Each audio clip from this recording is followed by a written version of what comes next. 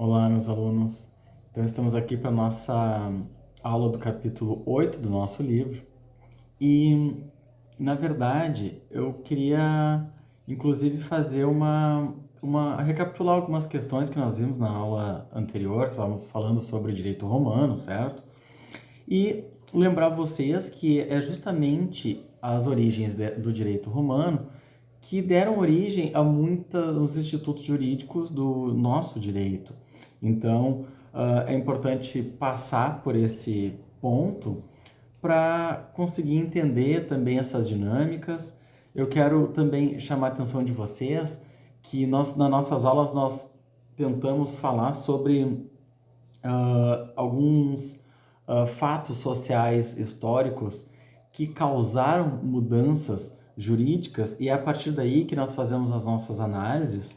Então, por que as organizações sociais aconteceram dessa maneira, por que as cidades tinham aquela composição, e é importante que vocês percebam isso, né, para que consigam chegar no ponto de entendimento que nós precisamos. Inclusive, nós falamos sobre a questão da organização familiar no direito romano, dos poderes do pai, então lembra a figura do pater, né, de toda a autonomia de decisão que ele poderia ter dentro daquela pequena sociedade que era a sociedade romana naquele período.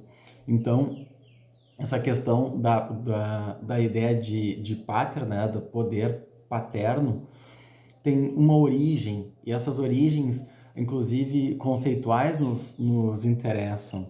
Inclusive, como a nível de curiosidade, eu queria trazer para vocês, e vocês podem dar uma pesquisada aí extra para perceber o que segue na nossa cultura de outras coisas, e nem sempre coisas boas. Hoje, quando se fala muito hoje sobre a questão do cidadão de bem, né? O homem de bem, o cidadão de bem, como se ele fosse um modelo a ser seguido, a ser protegido e receber algum tipo de privilégio.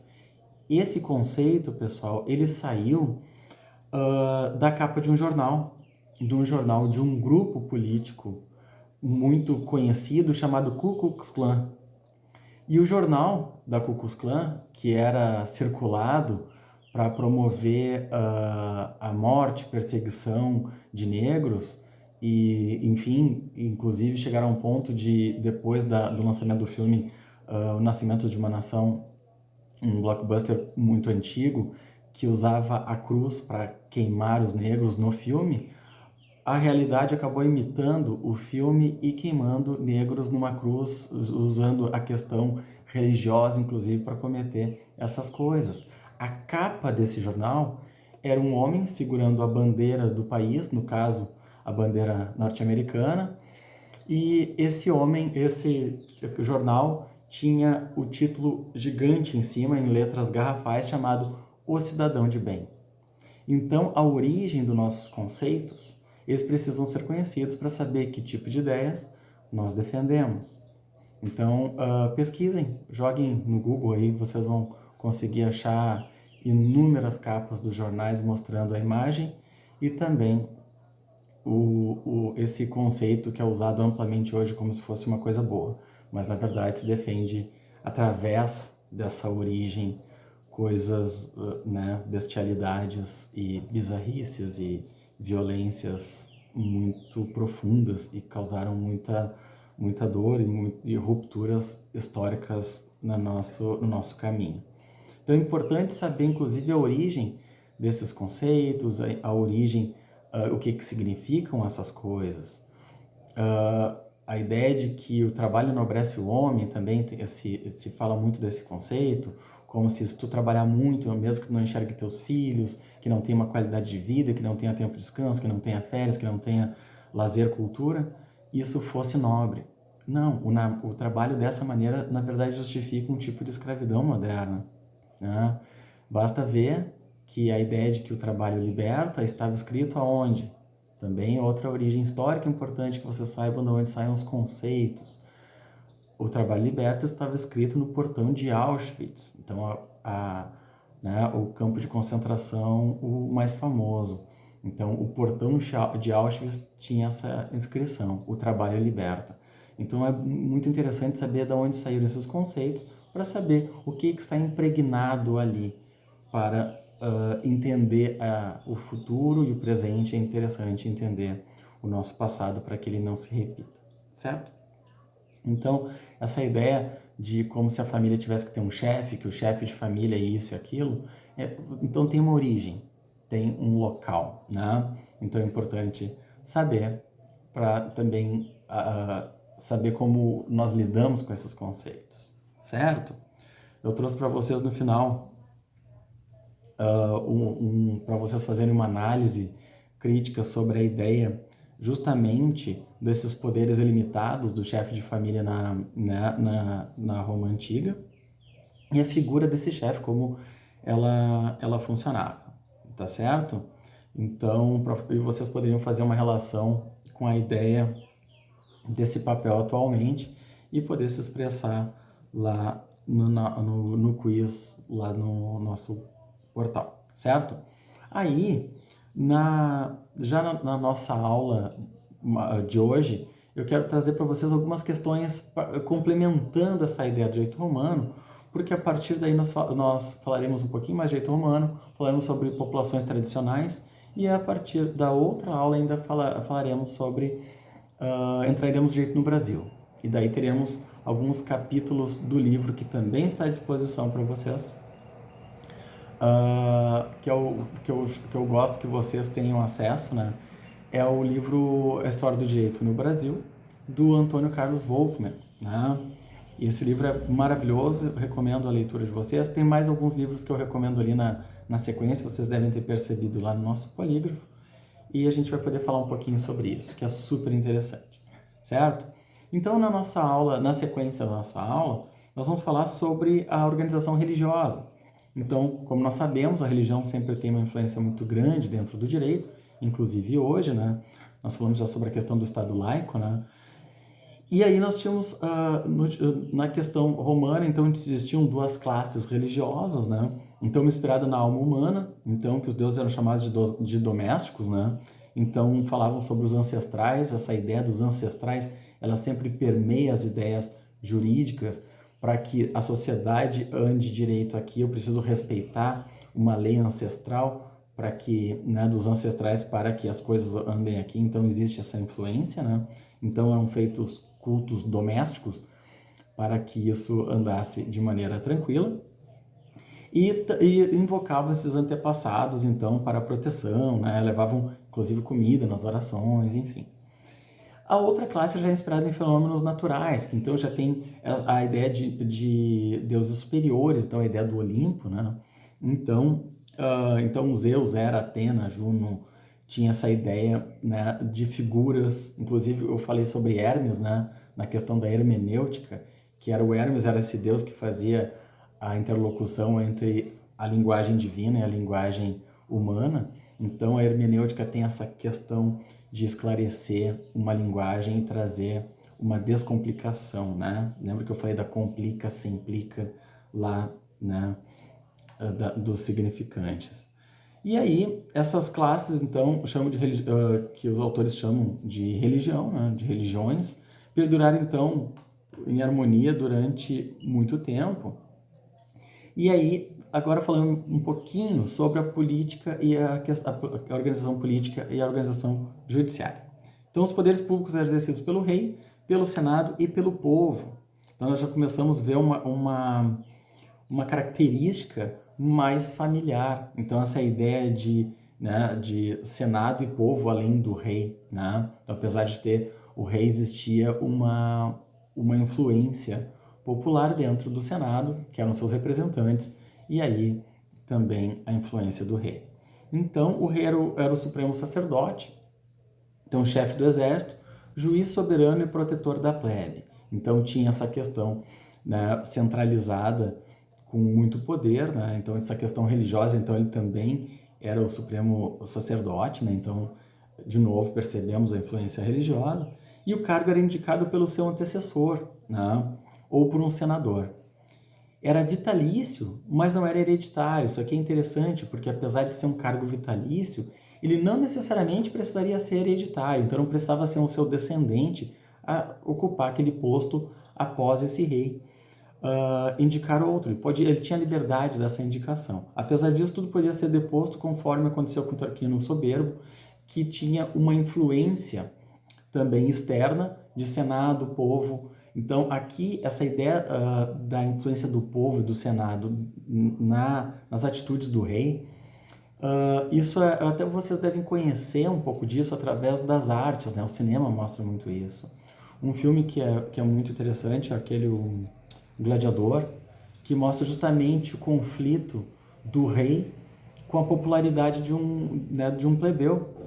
Então, aquele gladiador lá, ele acabou tendo um apoio popular para que ele não pudesse ser morto de qualquer maneira. Então, apesar do rei ter um poder muito grande, ele fica refém, e isso é bom, né? A democracia funciona assim, de que ele serve ao povo. Então, se ele não serve ao povo, o cargo dele começa a ficar frágil. E é justamente essa a função do líder, né? Então, ali é interessante perceber que é justamente, inclusive naquele filme, ele libera os jogos justamente para acalmar o povo, né? A ideia de dar, né, pão e circo para esconder um tipo de crise. Então, isso tudo é conhecido, né? E nós passamos por isso até hoje. Então, é interessante perceber que aqui já existe uma influência, né, do povo, Senado e rei. Já a instituição do Senado era como um conselho que tinha competência para gerir e opinar nos negócios de interesse da República, né? O Senado, então, detinha a autoridade de aconselhar o rei quando convocado para afirmar decisões dos comícios. Aqui, pessoal, quando nós falamos de comícios, eram oportunidades que existiam em praça pública para que o cidadão pudesse ser representado. Então, eles tinham seus representantes, pessoas que tinham uma grande oratória, né? Eram chamados de advogados, olha só. Então, essas defesas poderiam ser feitas em praça pública, nos comícios, né? Até hoje nós temos essa palavra, mas com outra conotação, mas que existia uma influência nesses comícios, né, populares para que o Senado tivesse conhecimento e a partir daí tivesse um reflexo legislativo dentro daquela sociedade. Então, o Senado ele tinha competência de gerir e opinar os negócios que interessavam a essa sociedade. Então, o Senado, eles eram nomeados entre os chefes das gentes, né? Lembram? Das gentes, então clãs familiares dos patrícios, então aquela classe detentora de mais poder e privilégios, e eles eram nomeados pelo rei, né? Os senadores, por serem mais velhos, né, nas suas famílias, chamavam de quê? De pater. Então, na verdade, eram os pater mais influentes e sábios, né, os anciãos, que compuseram esse senado, né? Então, o conjunto deles acabou formando o senado, o conselho de anciãos, né? O senex, que é o velho ancião que compõe aquele grupo que toma essas decisões. Então, é interessante ver que o senado vem dessa ideia do ancião sábio que está ali para aconselhar e gerir as decisões para a república. Então, o poder de fato estava na mão do chefe de família, né? Do pater familiar. E o Senado era a representação máxima da reunião desses chefes de família mais influentes que compunham esse grupo decisório, né? Então, o último desses três elementos é integrar um tipo de força, de organização política para fazer alguma mudança dentro da sociedade, é o mesmo de hoje, é o povo, né? Então, o povo ele tinha uma força de influência, né? Mas era a última parte. O povo era a sociedade romana, constituída no início apenas por patrícios. Depois de Sérvio Túlio, que a plebe ganhou a cidadania e também passaram a compor, então, o corpo civil, né? a população romana. E o povo exercia os seus direitos nas assembleias, né, denominadas comícios. Então, essas comícios e assembleias, eu acho que fica mais tranquilo para que vocês façam essa relação, né? E eles votavam nessas assembleias, né, para decidir sobre casos concretos. Então, a população levava os casos concretos a essas assembleias e eles faziam votações para que essas decisões fossem levadas adiante através do Senado e, posteriormente, transformar isso numa regra, numa legislação. Então, percebam que nós temos isso, inclusive hoje nós temos leis de origem popular, né? Nós temos assembleias, nós temos todas as influências da sociedade civil para que a gente possa influenciar também. Então, nós temos algumas familiaridades bem interessantes aqui. O antigo direito romano, então, Roma é denominada uma organização clânica, interessante que vocês percebam isso, das grandes famílias que nós denominamos gentes, né? Como já falamos no início, aqui tem um pequeno resumo para vocês. Então, a autoridade do chefe é quase limitada, então, o chefe de família, né, o pater, e a terra inalienável, né? Então, a terra não pode ser vendida. Então, nós temos algumas fontes. Então, a fonte do direito também nós temos familiaridades com o que nós temos hoje, e é importante perceber como isso se dá. A mais importante, né, é o costume. Então, ele pode ser entendido como uso repetido e prolongado de uma norma jurídica, tradicional, jamais proclamada solenemente, procedimento de produção de lei pelo Poder Legislativo. Nós falamos desde o início, lá na Sociedade Sem Escrita, que a ideia do costume, ele sempre vai trazer desafios ao direito, porque o direito ele não consegue dar conta de tudo que a sociedade faz e ele sempre vai competir, porque os nossos costumes vão evoluindo de uma maneira mais rápida do que uma evolução legislativa. Daí a importância de nós termos bases interpretativas muito boas para que a partir da base eu possa aperfeiçoar sem perder os valores defendidos na base. E daí poder evoluir o direito a partir desses valores, porque a lei ela não vai ter uma subsunção certa sempre, porque a sociedade é mutante e ela vai trazer novos desafios. E a partir daí o direito ele sempre concorre com o direito. Por exemplo, o direito ele não previa a chegada das questões virtuais como elas existem hoje, das questões digitais como elas existem hoje. E o direito, ele, através dos mesmos princípios anteriores, teve que dar conta e legislar posteriormente e dar conta desses costumes, porque a sociedade muda, os valores eles vão de maneira mais lenta, né? Então, é justamente os costumes que desafiam a achar novas soluções. Então, nós temos outra fonte que é a lei, né? Já a lei é parte de uma iniciativa, nesse caso aqui, real, né?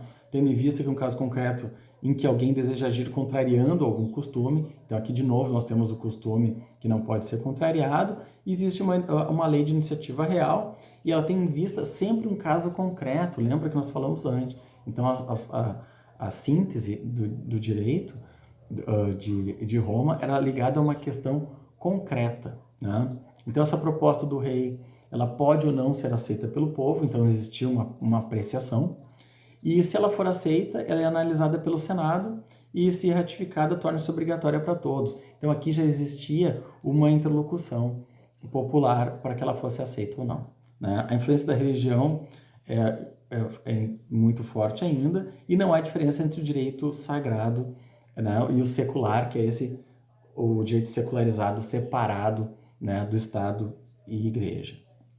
Então, apesar de pouco conhecido, esse direito, então, destacando-se, porém, as leis reais, nós falamos das leis das 12 tábuas, vamos falar um pouquinho sobre elas mais adiante, e o edito dos magistrados e os escritos dos jurisconsultos. Então, nós temos fontes também ligadas a esses outros pontos.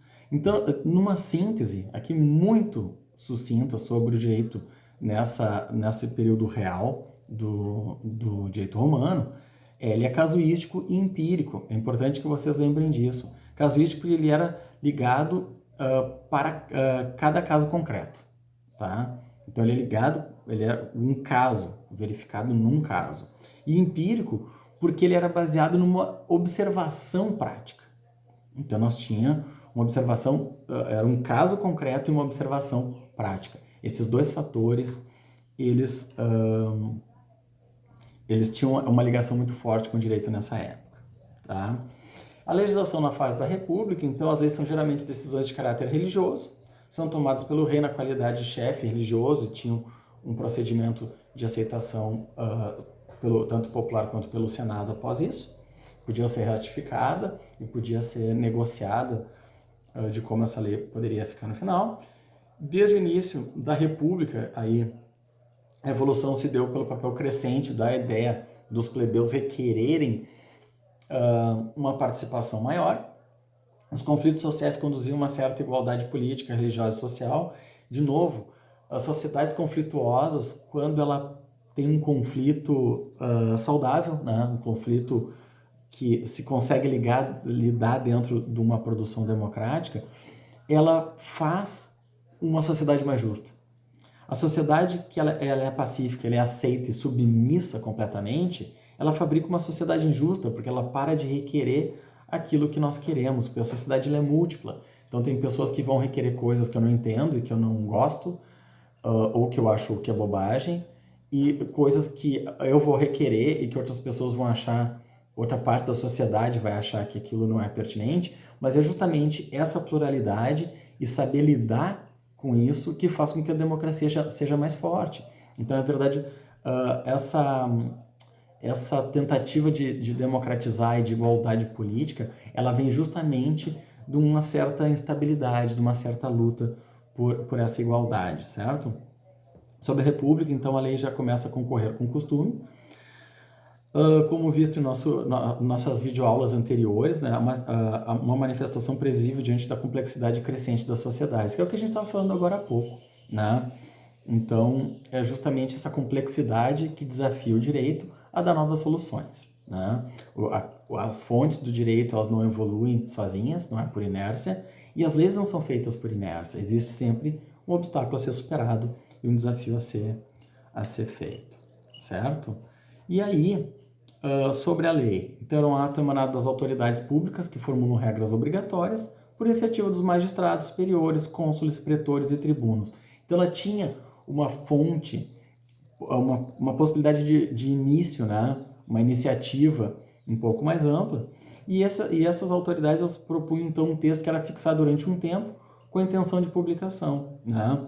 Então, a fase da República, que foi de 510 a.C. até 27 a.C., ela é justamente caracterizada por essas assembleias e essas magistraturas e os comícios e justamente essa troca de essas influências.